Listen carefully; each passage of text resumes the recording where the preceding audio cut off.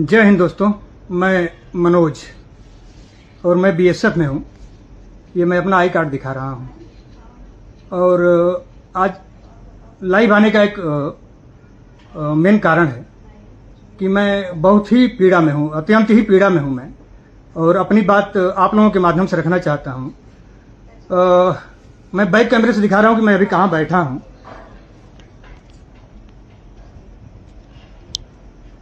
ये है निक्सन का ऑफिस और मैं वैशाली में बैठा हूँ अभी वर्तमान में।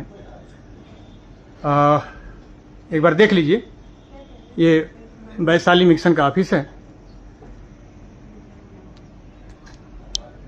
और मैं एक निवेदन करना चाहता हूँ। मैं 2021 में इनसे एक फ्लैट बुक किया था और फ्लैट बुक किया था कुछ शर्तों पे इनसे। इन्होंने कुछ लिखित में दिया है कि 151 उपहार देंगे आपको, फ्लैट के साथ 10 ग्राम का सोना देंगे। उसके बाद जब तक पोजीशन नहीं मिल जाता है तो आपको जो बैंक से ब्याज लिए हैं सबवेंशन प्लान में उसका ईएमआई मतलब उसका इंटरेस्ट पार्ट ये स्वयं देंगे। लेकिन ये सारी बातों से मुकर गए, क्योंकि यहाँ बिल्डर और बैंक के बीच में इतना बढ़िया गेम चल रहा है कि बिल्डर और बैंक, अब आप समझिएगा मैं क्या कहना चाह रहा हूं, कि जैसे ये लोग 8वां मंजिल बना रहे हैं तो 10वें मंजिल का डिमांड देते हैं यहां से। और डिस्टर्ब नहीं पीयूष, डिस्टर्ब नहीं, नहीं प्लीज आप अगर सहयोग नहीं कर सकते हैं, सहयोग नहीं कर सकते हैं तो आप बैठ जाइए। नहीं, मुझे बताने दीजिए, नहीं तो मैं बाहर जाके बताऊंगा फिर। मैं अभी लाइव हूँ। ये पीयूष हैं, ये यहाँ पे ड्यूटी कर रहे हैं, ये सीआरपी से आए हुए हैं और ये मतलब मेरे परम मित्रों में से हैं और मैं इनसे सहयोग की उम्मीद करता हूँ। क्योंकि ये चीजें ठीक नहीं, मैं अपनी बात कह सकता हूँ। आप बात कह रहे हो, यहाँ पे कंसर्न पर्सन है, सब लोग सुन रहे हैं, सब लोग आपको आप रिजॉल्व कर रहे हैं, कोई ऐसा सीन नहीं। ये चीजें आप अफकोर्स के बंदे हो, तो सुनने दीजिए। मैं सबको सुना रहा हूँ, मैं किसी व्यक्ति को तो नहीं सुना रहा हूँ। ये गलत चीजें है ना सर। ये लोग 10वें मंजिल का डिमांड देते हैं और 8वां मंजिल बना रहता है वहां पे। उसके बाद ये लोग जैसे ही बैंक वहां आता है और बैंक जब आके सर्वे करता है तो देखता है कि वो 8वें मंजिल तक है, तो फिर 10वें मंजिल का वो पैसा देता नहीं है। हम लोग साइन करके बैंक में चले गए हैं अपनी ड्यूटी पे उड़ीसा। इस बात का प्रमाण है कि जब हम छुट्टी में रहते हैं उसके बाद भी बैंक पैसा डिसबर्स करता है। तो इसका मतलब ये प्रमाण है कि हम सारे कागज एक साथ साइन करके बैंक को दे दिए थे कि जो भी यहां से डिमांड बिल्डर करेगा वो आप लोग पेड कीजिएगा। लेकिन जब चूंकि पोजीशन वहां बना नहीं है तो बैंक कैसे पेड कर देगा? ये लोग 10वें मंजिल की डिमांड करते हैं, 8वें मंजिल पे ये लोग पेमेंट भेज देते हैं। तो इस तरह डिले होता है और डिले होता है तो ये लोग डिले चार्ज हमारे ऊपर लगाते हैं। ये बिल्डर और बैंक के बीच का बहुत बड़ा गेम है जो समझना पड़ेगा आप लोगों को। अब मैं आप लोगों के माध्यम से माननीय प्रधानमंत्री श्री नरेंद्र मोदी जी से और अपने गृह मंत्री श्री अमित शाह जी से और माननीय महाराज जी अपने योगी आदित्यनाथ जी से मैं निवेदन करना चाहता हूं कि इन्होंने मुझे आत्महत्या करने पर मजबूर कर दिया है।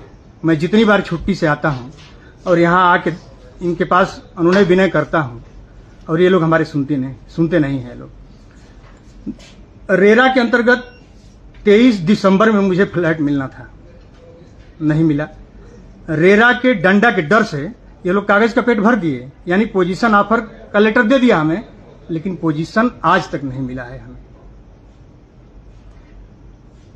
एचडीएफसी बैंक में मैं जब पैसा ट्रांसफर कराने गया, अब इसको समझना होगा आप लोगों को कि बिल्डर ने हमें लोन दिलाया था एस बैंक से और एस बैंक हमें चार्ज कर रहा था 14% होम लोन। मतलब भारत में कोई भी बैंक 14% नहीं ले सकता है, लेकिन यस बैंक हमसे लिया है। इसका इलेक्ट्रॉनिक एविडेंस है, जब मांगा जाएगा तो मैं दूंगा। तो 14% वो काटता था। जब मैं उसको ट्रांसफर कराने के लिए एचडीएफसी बैंक में गया तो एचडीएफसी बैंक ने हमसे टीपीटी और पीटीएम मांगा कि आप यह बिल्डर से लेके आइए। तो इन्होंने मेरे से डिमांड किया कि आप 5100 रुपया दीजिए तो आपको हम टीपीटी और पीटीएम देंगे। उसका भी प्रमाण है, मैंने 5100 रुपया दिया। 5100 रुपये देने के बाद इनकी ज्ञान चक्षु पता नहीं कैसे जगी और इन्होंने मेरे से फिर लिखित में नहीं, फोन करके बताया कि 1 लाख रुपया और आप देंगे तो जाके आपको टीपीटी और पीटीएम मिलेगा। आप कल्पना कीजिए, मैं योगी आदित्यनाथ से आपसे भी निवेदन करता हूं कि आप क्या सोच रहे हैं कि लोग बंदूक लेके डरा के केवल पैसा कमाते हैं? यहाँ इस ऑफिस में सपने दिखा के भी लोगों का गला काटा जाता है। डरा के पैसे कैसे कमाए जाते हैं इन बिल्डरों से देखिएगा, आप समझिएगा। मोदी जी और योगी जी, आपसे निवेदन है कि देखिए कैसे यहाँ हमारा खून चूसा जा रहा है। इन्होंने इतना मजबूर कर दिया है कि एक छोटा मोटा आदमी आत्महत्या कर ले। ना ये लोग बैलेंस ट्रांसफर करने दे रहे हैं मेरा, और ना ही मुझे पोजीशन दे रहे हैं। मतलब 20,000 किराए पे मैं देके रहता हूँ, 20,000 और जो 18,000 इंटरेस्ट पार्ट कट रहा है, ये टोटल 38,000 महीने में मैं वेयर कर रहा हूँ, केवल गलती इनकी गलती से। आप कल्पना कीजिए कि मैं उड़ीसा में पर डे 30 से 40 किलोमीटर हम लोग चलते हैं, उसका भी इलेक्ट्रॉनिक एविडेंस है हमारे पास, गवाह है। मैं मोबाइल में निकाल के दिखा दूंगा आपको। उसके बाद हमें एक लिमिट तनख्वाह मिलती है, और लिमिट तनख्वाह में मैं अपने बच्चे पालूं कि इन बिल्डरों का पेट पालूं। हम किसी के एक पैसे में लालच नहीं करते हैं, लेकिन कम से कम हम ये उम्मीद करते हैं कि जब जितना पैसा आप मांगे हैं, मैं जब उतना दे दिया हूं, तो आपका नैतिक कर्तव्य बनता है कि उतने का हम हमें सामान दे दीजिए। माननीय योगी जी, अब मैं आपसे निवेदन करता हूं, आपसे अनुनय विनय कर रहा हूं कि एक बार जैसे मोदी जी ने ऑपरेशन सिंदूर चलाया है, उसी तरह एक बार आप ऑपरेशन बुलडोजर चलाइए बिल्डरों के खिलाफ। हम तंग हो गए हैं एकदम से, आप कल्पना नहीं कर सकते हैं जितनी बार हम छुट्टी से आए हैं यहाँ पे, केवल मीठी गोली दे के यहाँ से भगा दिया गया है। लिखित में कुछ भी नहीं देंगे, पेनाल्टी पे पेनाल्टी ये लोग भरवा रहे हैं। आज तक 2021 से लेके जितना फ्लैट का कीमत है उससे से कम 15 से 20 लाख रुपए मैं दे रखा हूं, उसके बाद भी मुझे फ्लैट आज तक मिला नहीं।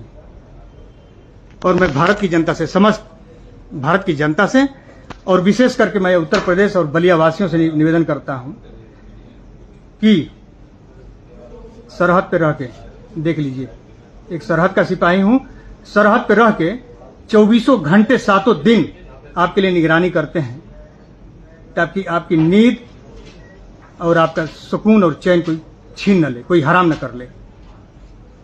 अब समय आपका है, आप हमारे लिए सिर्फ एक दिन खड़े हो जाइए, सिर्फ एक दिन, क्योंकि हमारे और हमारे परिवार के बच्चों का नींद, चैन, सुकून सब कुछ छीन लिया गया है। इन्होंने छीन लिया है मेरा। मैं जानता हूं कि यह नेशनल मीडिया पर नहीं दिखाया जाएगा, लेकिन सोशल मीडिया इतनी ताकत है कि सोशल मीडिया मसाला नहीं देखती है। नेशनल मीडिया मसाला देखती है कि समाचारों में मसाला कितना है, लेकिन सोशल मीडिया खबरों की संवेदना को देखती है, संवेदनशीलता को देखती है। तो आप लोगों से निवेदन है कि इसको ज्यादा से ज्यादा शेयर कीजिए, और कल ठीक 11 बजे मैं यहीं पीछे बगल में तड़कती धूप में यहीं आमरण अनशन पे बैठूंगा। और आप लोगों से निवेदन कर रहा हूं कि आप लोग जरूर सहयोग कीजिएगा, जिस माध्यम से सहयोग कर सकते हैं कीजिएगा, क्योंकि इन्होंने मुझे आत्महत्या करने पे मजबूर कर दिया है। अब समय आपका है, अब समय आपका है, आप लोग हमारे साथ खड़े रहिए। और खास करके मैं सीमा सुरक्षा बल के सदस्यों से भी निवेदन करता हूं कि आप लोग भी इसमें मेरा जो भी सहयोग कर सकते हैं कीजिएगा, क्योंकि तंग आ गया हूं सर।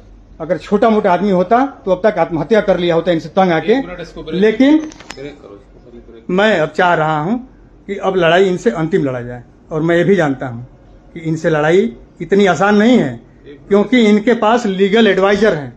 मेरे पास इतना पैसा नहीं है कि मैं वकील करूं, मुकदमा करूं और इनसे केस लड़ूं। मैं जानता हूं कि बारिश की पहली बूंद जब राजस्थान में, रेगिस्तान में पड़ती है, तो उसको दफन होना पड़ता है, फना होना पड़ता है, उसके बाद ही जाके बाढ़ आती है। तो मैं अब आ गया हूं इस रेगिस्तान की